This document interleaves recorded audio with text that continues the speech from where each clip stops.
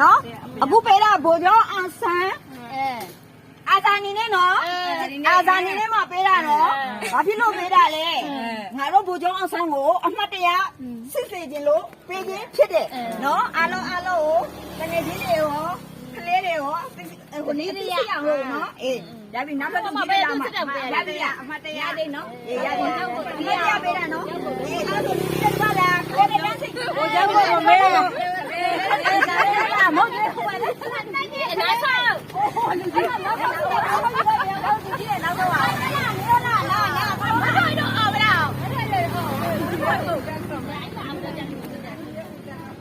ပြောမလားမလာညလာတာတန်းစီရပြတန်းဆိုရင်လားဒီကတန်းဆိုရင်စာမေးလို့မရသေးဘူးနော်ရောက်မလို့ရပြီနော်ဒါဘယ်နဲ့တန်းလဲ3တန်းဆိုရင်ကိုเจ้าဆန်းကြောင်သိလားကိုเจ้าဆန်းကြောင်သိရမလဲ3တန်းနော်အေးပြီးရောဒီတစ်ခါဖွင့်ပေးလိုက်မယ်ဒါသမီးရ3တန်းကိုเจ้าဆန်းကြောင်သိလားသိကိုเจ้าဆန်းအဖေဘယ်လိုလဲသိဘူးအဲ့ဒါလည်းမသိဘူးအဲ့ဆိုမရအောင်နော်နောက်ဆိုမရအောင်နော်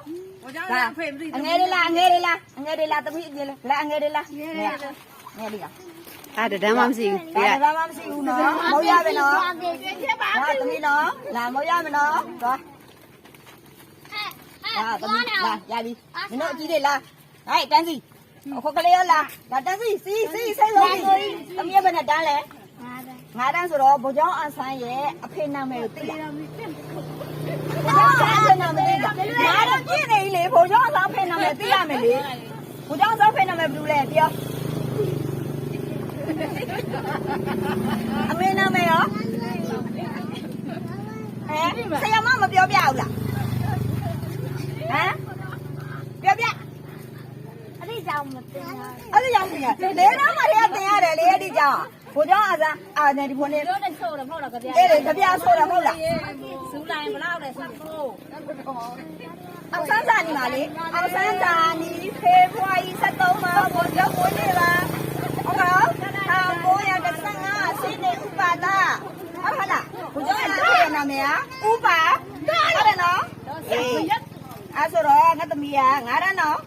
ရောဒါတစ်ခုရဲ့โอเคဒါကဲဒီတော့ငါဗာမေးရမယ်ဆိုတော့ဘုကျောင်းအောင်ဆန်းရဲ့အမေနာမည်ကဘာလို့လဲဒေါ်ခင်စီစု